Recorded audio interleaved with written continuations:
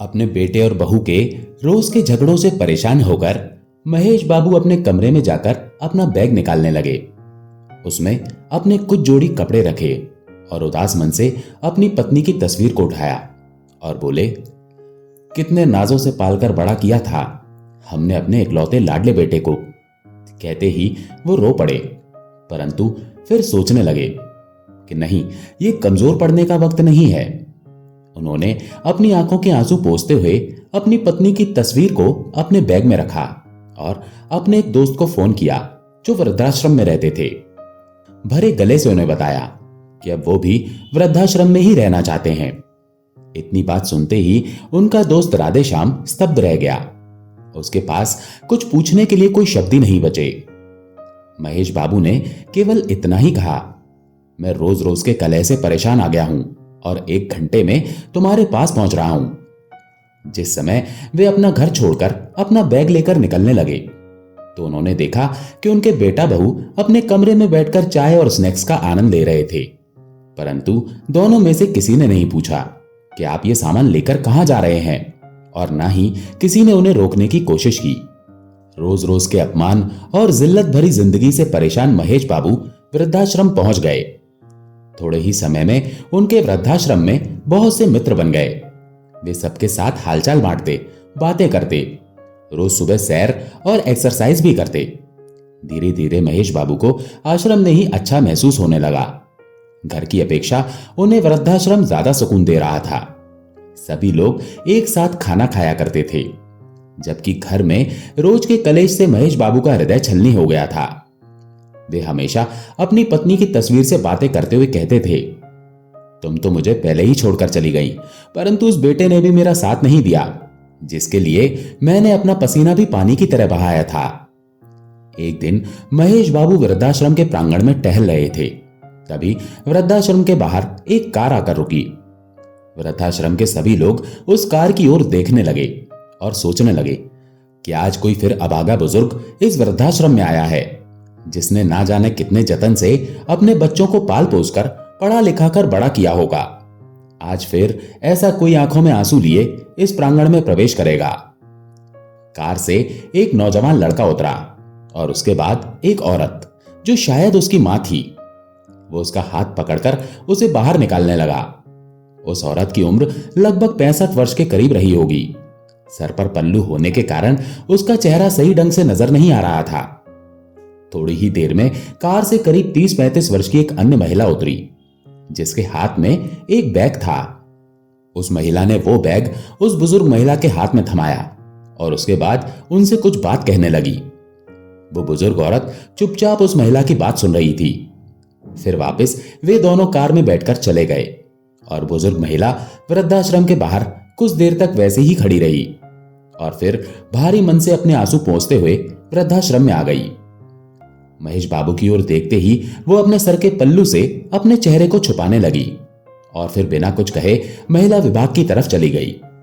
तभी महेश बाबू के साथ खड़े एक बुजुर्ग ने कहा, आज फिर से एक मां की ममता तार तार हो गई। फिर से एक मां के सपनों को चकनाचूर कर दिया गया। महेश बाबू बार बार उस महिला के चेहरे की ओर देखते जा रहे थे। उन्हें लगा कि जैसे वो उस महिला को जानते हैं, लेकिन वो पूरी तरह समझ नहीं पाए कि वो महिला कौन है। अक्सर महेश बाबू देखते कि वो महिला अपने पल्लू से अपना आधे से ज्यादा चेहरा छुपा कर रखती थी, लेकिन एक दिन जब वो महिला बागवानी के काम में लगी हुई थी तो महेश बाबू उस समय टहलने के लिए निकले। बागवानी करते करते उस महिला के सर से पल्लू उतर गया। उस महिला का चेहरा देखते ही महेश बाबू के पैरों तले जमीन खिसक गई। ना जाने कितने सवालों ने उनके दिमाग को घेर लिया।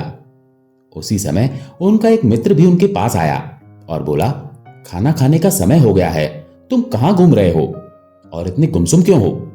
सभी लोग नाश्ते की मेज पर मौजूद थे, लेकिन तुम नहीं थे, इसलिए मैं तुम्हें बुलाने आ गया। क्या बात है, कोई परेशानी है?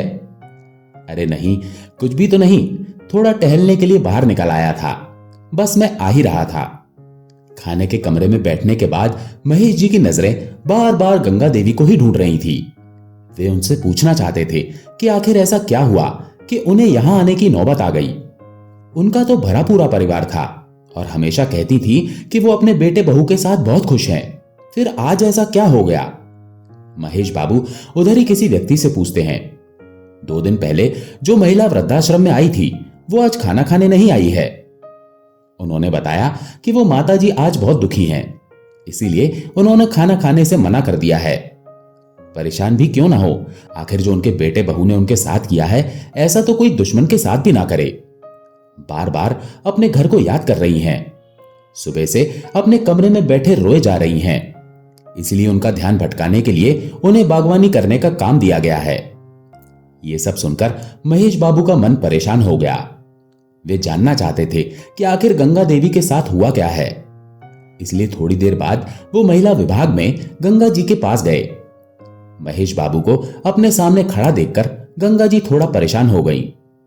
तभी महेश बाबू ने कहा, मैं जानता हूं कि आपने मुझे पहचान लिया है, लेकिन क्या मैं जान सकता हूं कि आप इस हालत में कैसे पहुंची? गंगा जी ने कुछ नहीं कहा, परंतु उनकी आंखें आंसुओं से भर गई थी। ये देखकर महेश बाबू और भी अधिक परेशान हो गए। उनका दिल किया कि जोर जोर से चिल्लाकर इस दुनिया से पूछें कि क्यों बुढ़ापे में बूढ़े माँ बाप को पुराने सामान की तरह निकालकर बाहर फेंक दिया जाता है? क्या बूढ़ों का कोई आत्मसम्मान नहीं? अपने विचारों में मगन महेश बाबू वृद्धाश्रम के प्रांगण में टहल रहे थे। अचानक उनका पैर क्यारी के किनारे से टकराया और वो गिरते गिरते एक पेड़ को पकड़कर संभल गए। तभी पास से गुजर रहा वृद्धाश्रम का कर्मचारी कहता है, अंकल जी आप ठीक तो है ना? कहीं चोट तो नहीं लगी? अपना पैर दिखाइए, अगर लगी हो तो मैं अभी पट्टी कर देता हूं। महेश बाबू कहने लगे, अरे नहीं, कुछ ज्यादा चोट नहीं है, बचाव हो गया। इतना कहते हुए महेश बाबू प्रांगण में रखी बेंच पर जाकर बैठ गए और कुछ महीने पहले घटी एक घटना को याद करने लगे, जब वो बाथरूम में फिसलकर गिर गए थे और उनके पैर में ज्यादा चोट लग गई थी। उनकी बहू उस चोट को देखकर भी अनदेखा करके अपने काम में लगी रही और उनका बेटा रोहन चिल्लाकर बोला, क्या आप संभलकर काम नहीं कर सकते? मुझे तो समझ नहीं आता कि आप इतनी हड़बड़ी में क्यों रहते हैं। कोई काम ठीक से करना नहीं आता, जब देखो चोट लगाकर बैठ जाते हो और हमारा काम ही बढ़ाते रहते हो। अगर कोई काम नहीं होता तो मत किया करो, आराम से अपने कमरे में क्यों नहीं बैठते? पूरा दिन इधर उधर घूमते रहते हो। उससे इतना भी ना बन पाया कि अपने पिता का हालचाल पूछे या चोट पर मरहम पट्टी करे। एक दिन जब महेश बाबू का चश्मा टूट गया तो अपने बेटे से कहने लगे, बेटा मेरा चश्मा ठीक करा देना, टूट गया है, ठीक से दिखाई नहीं देता। इतनी बात सुनते ही बहू बीच में जोर से चिल्ला पड़ी कि बस चारपाई पर बैठे बैठे खर्च बढ़ाते रहते हैं और कोई काम धंधा तो करते नहीं है, बच्चों की तरह हरकतें हो गई हैं आपकी। ना जाने ऐसा कितनी बार हुआ था जब महेश बाबू अपने बेटे बहू से अपमानित हो चुके थे। अपने अतीत में झांकते महेश बाबू अभी अपने विचारों में खोए हुए थे। तभी सामने से उनके बुजुर्ग मित्र राधे श्याम जी आते हुए दिखाई दिए। राधे श्याम जी के चेहरे पर मुस्कुराहट थी। उन्हें देखकर महेश बाबू बोले, क्या बात है राधे श्याम, आज तो बड़े ही खुश नजर आ रहे हो। तभी राधे श्याम जी ने कहा, आज मेरे बेटे का जन्मदिन है, उसका फोन आया था कि आज वो मुझे मिलने आने वाला है, इसलिए मैं बहुत खुश हूं। बहुत दिनों बाद आज उसका चेहरा देखने को मिलेगा। राधे श्याम जी की बात सुनकर महेश बाबू कुछ परेशान से हो गए और अपने मित्र से बोले, जिस बेटे ने तुम्हारी ये हालत कर दी, तुम्हें वृद्धाश्रम में छोड़कर चला गया, साल में केवल कुछ देर के लिए तुमसे मिलने के लिए आएगा, तुम उस बेटे के लिए खुश हो रहे हो? तभी राधे श्याम जी बोले, मैं तो इसी से खुश हूं कि कम से कम मेरा बेटा मुझसे मिलने तो आ रहा है, मेरे लिए यही बहुत बड़ी बात है। लेकिन महेश जी उनसे नाराज होकर उनकी बात को बिना सुने अपने कमरे में जाकर बैठ गए।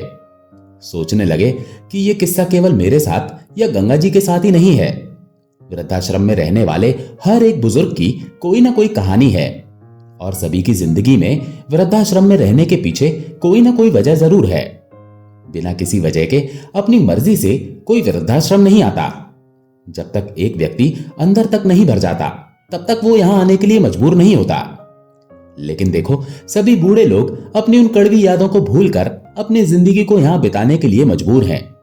कुछ लोग समय के हिसाब से स्वयं को बदल लेते हैं और खुश रहने की कोशिश करते हैं, जबकि कुछ लोग मेरे जैसे हैं जो हमेशा ही अपने बच्चों को, अपने बेटे बहू को, अपने पोते पोती को याद करके आंखों से आंसू बहाते रहते हैं, बार बार अपने घर परिवार को याद करते हैं। मन में अपने घर के लिए लगाव भी है, लेकिन उस घर में रहने वाले बेटे बहू के दिए हुए घाव भी हैं। महेश जी को कविता लिखने का बहुत शौक था, इसीलिए अपना दिल बहलाने के लिए कभी कभी कुछ देर के लिए कविता लिखने बैठ जाते थे।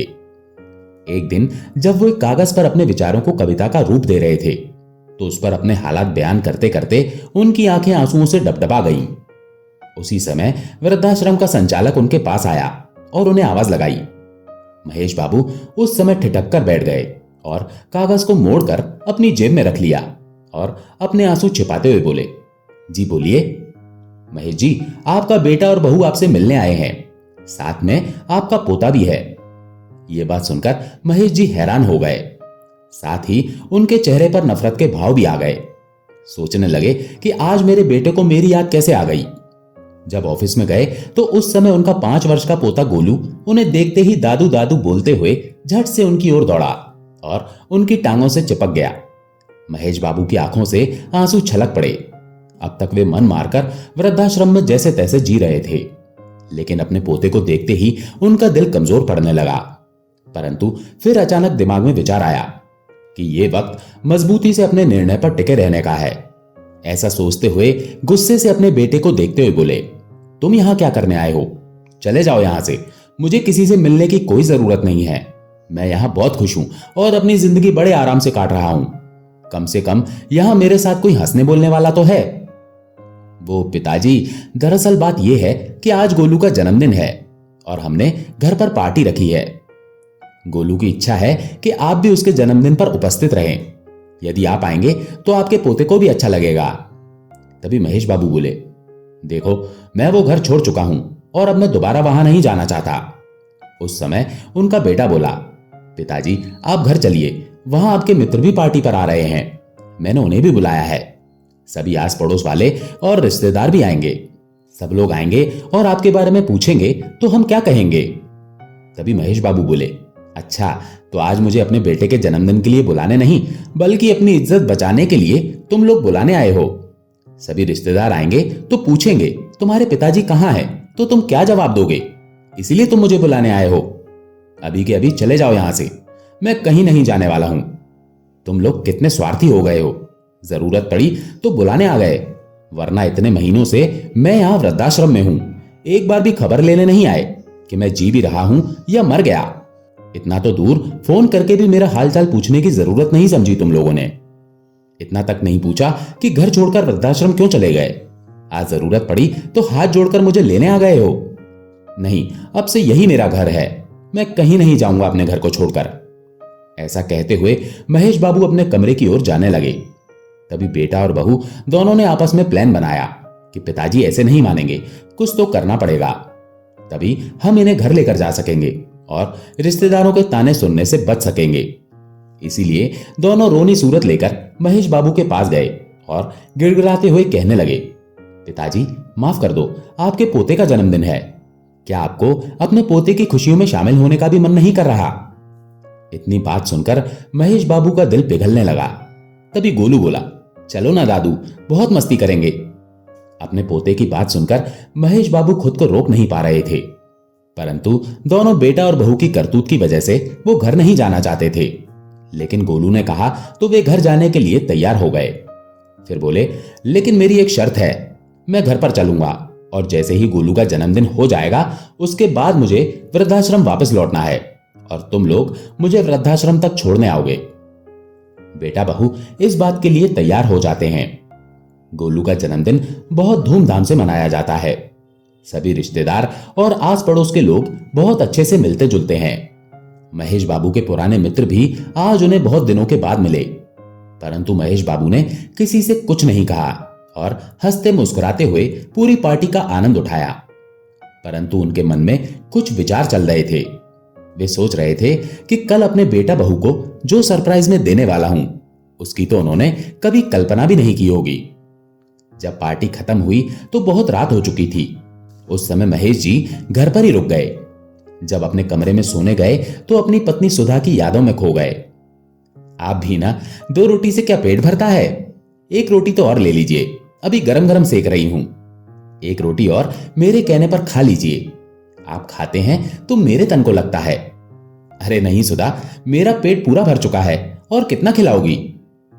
अपनी पत्नी को याद करते करते महेश बाबू सोचने लगे कि एक सुधा थी जो मुझे एक गिलास पानी भी खुद से उठाने नहीं देती थी, और एक उसकी बहू है जिसने मुझे एक एक रोटी के लिए तरसा दिया। छोटे से छोटा काम भी मुझ पे डाल देती थी। सब्जी लाने से लेकर घर की साफ सफाई तक सारे काम मुझसे करवाती थी। हालांकि मुझे वो काम करने में भी हर्ज नहीं था, परंतु सब करने के बाद भी अगर घर में इज्जत ना मिले तो ऐसी जिंदगी किस काम की। अपनी पत्नी की यादों में गुम पता नहीं कब उनकी आंख लग गई। सुबह जब सोकर उठे तो देखा कि बेटा और बहू दोनों तैयार खड़े थे। जैसे ही वो बाहर आए तो बहू रेखा बोली, पिताजी तैयार हो जाइए, आपको वापस वृद्धाश्रम में छोड़कर आते हैं। ऐसा कहते हुए रेखा के मन में विचार चल रहे थे कि कहीं पिताजी हमेशा के लिए यहीं रुकने का मन न बना लें, इसलिए जल्द से जल्द उन्हें वृद्धाश्रम में छोड़कर आना ही उचित होगा। महेश बाबू उन्हें देखकर हैरान थे और अपने बेटे बहू की मंशा को अच्छी तरह से समझ रहे थे, इसलिए वो भी जल्दी से नहा धोकर तैयार हो जाते हैं। जैसे ही वृद्धाश्रम में जाने के लिए गाड़ी में बैठने लगते हैं, वो देखते हैं कि उनकी बहू रेखा के चेहरे पर एक संतुष्टि भरी मुस्कान थी। मनी मन सोचने लगे कि चलो बेटा, आज तुम्हें जो सरप्राइज दूंगा उसके बाद से तो तुम वृद्धाश्रम का नाम लेना भी भूल जाओगे। महेश बाबू ऐसा सोचकर कार में बैठ जाते हैं। एक पल को अपने घर को निहारते हैं, फिर सोचते हैं कि ठीक है, जहां मन को तसल्ली मिले उधर ही रहना चाहिए। यहां तो बेटे बहू को मुझे निकालने की बहुत जल्दी है, तो रहकर भी क्या करूंगा। अपना वृद्धाश्रम ही अच्छा है, जहां मैं अपने हिसाब से खाता हूं, अपने हिसाब से रहता हूं और अपने मनपसंद का काम करता हूं। किसी की चिकचिक नहीं होती। जैसे ही वृद्धाश्रम के सामने कार रुकी तो बेटे बहू कार से उतरकर बाहर खड़े हो गए। महेश बाबू भी कार से निकले और अंदर जाने लगे। जाते जाते रुक गए और पीछे मुड़कर अपने बेटे बहू को आवाज लगाई। वे दोनों अपनी कार में बैठने ही लगे थे, तभी महेश बाबू की आवाज सुनकर रुक गए। महेश बाबू ने फिर कहा, वापस मत जाओ, मुझे तुम्हें किसी से मिलवाना है। उनके बेटा बहू उनके पीछे पीछे चल पड़े। जब वे लोग वृद्धाश्रम के प्रांगण में पहुंच गए तो महेश बाबू वहीं काम करने वाले एक व्यक्ति से गंगा जी को बुलाने को कहते हैं। गंगा जी जैसे ही बाहर आई, वैसे ही महेश बाबू का बेटा उन्हें देखकर दंग रह जाता है, और बहू रेखा को तो जैसे काटो तो खून नहीं। उसकी हैरानी का ठिकाना नहीं था। दौड़कर गंगा जी के गले लग गई और फूट फूट कर रोने लगी और बोली, मां आप यहां क्या कर रही हो? आप यहां कब आई? और आपने मुझे बताया भी नहीं। परंतु उसकी बातों का गंगा जी ने कोई जवाब नहीं दिया। फिर रेखा बोली, मुझे तो यही लगता था कि आप भाई भाभी के साथ बहुत अच्छे से रह रही हो। कल ही मेरी भाभी से बात हुई थी, उन्होंने भी नहीं बताया तुम वृद्धाश्रम में हो। मैं तुम्हारे बारे में भाभी से कितने दिनों से पूछ रही थी कि मां से बात नहीं हो रही, मां कहां है, एक बार तो मेरी बात करवा दो। तो भाभी ने कहा कि तुम तीर्थ यात्रा पर गई हो, इसीलिए मेरी तुमसे बात नहीं हो पाएगी, और मैंने भी मान लिया कि तुम तीर्थ यात्रा पर गई हो। लेकिन मुझे क्या पता था कि उस जालिम औरत ने तुम्हें वृद्धाश्रम में छोड़ दिया है। अपनी बेटी की बात सुनकर गंगा जी फूट फूट कर रोने लगी और बोली, बेटा तुम्हारे भाई भाभी झूठ बोल रहे थे। मुझे 1 महीना पहले ही वो वृद्धाश्रम में छोड़कर चले गए थे। लेकिन मां, आप मुझे फोन करके भी तो बता सकती थी, मैं तुरंत यहां पहुंच जाती। उन लोगों की हिम्मत कैसे हुई मेरी मां के साथ ये सब करने की? इतना कहते हुए रेखा अपनी मां से लिपट गई। मैं तुम्हें फोन करके कैसे बता सकती थी? जिस दिन मैं वृद्धाश्रम में आई, मैंने तुम्हारे ससुर जी को यहां देखा। इसका मतलब तो यह हुआ कि तुम में और तुम्हारी भाभी में कोई फर्क ही नहीं है। फिर मैं तुम्हें फोन करके तुम्हारे भाई भाभी की करतूत के बारे में क्या बताती? इतना कहते हुए गंगा जी ने उसे अपने गले से अलग कर दिया। तुम मेरी बेटी कहलाने के लायक ही नहीं हो, इसीलिए मुझसे दूर रहो। यदि मेरे बेटे बहू ने मुझे घर से निकाला है तो मेरी बेटी ने भी अपने ससुर को घर से निकाला है। तो कुल मिलाकर मेरी दोनों औलादें ही निकम्मी निकली। अब तो मुझे खुद को तुम्हारी मां कहने में भी शर्म आती है। एक ने अपनी मां को घर से निकाल दिया और एक ने अपने ससुर को घर से निकाल दिया। अपनी मां की बातें सुनकर रेखा का सर शर्म से झुक गया। मां, मुझे माफ कर दो, मैं बहुत शर्मिंदा हूं। मुझसे बहुत बड़ी गलती हो गई है। मैंने कभी नहीं सोचा था कि जो मैं अपने ससुर के साथ कर रही हूं वो मेरे माँ बाप के साथ भी हो सकता है। तुम्हारी गलती माफ करने के लायक नहीं है। फिर भी अगर माफी मांगनी है तो मुझसे नहीं, अपने ससुर जी से मांगो। अपनी करतूत पर शर्मिंदा हुई रेखा अपने ससुर जी की ओर मुड़ी और उनके पैरों में गिर गई। मुझे माफ कर दीजिए पिताजी।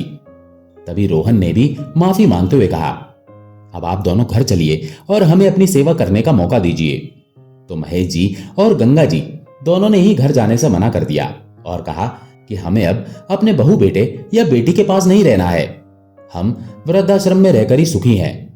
दोनों ने लाख मनाने की कोशिश की, परंतु महेश जी और गंगा जी का एक ही जवाब था, एक बार धोखा खा चुके हैं, अब इस उम्र में हमारे शरीर में इतनी जान नहीं बची है कि बार बार अपने बच्चों द्वारा दिए गए धोखे झेल सकें। इतना कहकर महेश जी और गंगा जी अपने अपने कमरे में चले गए। रेखा और रोहन दुखी मन से अपने घर वापस चले गए। घर पहुंचकर उन्होंने देखा कि पिताजी के कमरे में उनके बिस्तर पर एक कागज रखा था जो शायद उनकी जेब से निकलकर गिर गया था। जब रोहन ने उस कागज को खोलकर देखा तो उसमें उसके पिताजी ने एक कविता लिखी हुई थी। क्या किसी ने देखा है मौत से पहले भी मौत आती है? हाँ, मैंने देखा है आज मौत से पहले भी मौत आती है। जब जिंदगी अपने आखिरी पड़ाव पर आ जाती है, शरीर भी काम नहीं करता, केवल सांस आती जाती है। हाँ, मैंने देखा है मौत से पहले भी मौत आती है। अपने पिता द्वारा लिखे इन शब्दों को देखकर रोहन के दिल पर ना जाने कितने तीर एक साथ चुभने जैसा एहसास हुआ। और उधर रेखा अभी तक अपनी मां की हालत को देखकर उस सदमे से उबर नहीं पाई थी, परंतु आज उन दोनों के पास पछताने के अलावा और कोई रास्ता नहीं था। किसी ने सही कहा है, संतान का अस्तित्व है माता पिता की वजह से और माता पिता वृद्धाश्रम में है संतान की वजह से। दोस्तों, आपको ये कहानी कैसी लगी कमेंट करके जरूर बताएं और चैनल को सब्सक्राइब करना ना भूलें। मिलते हैं एक नई कहानी के साथ। धन्यवाद।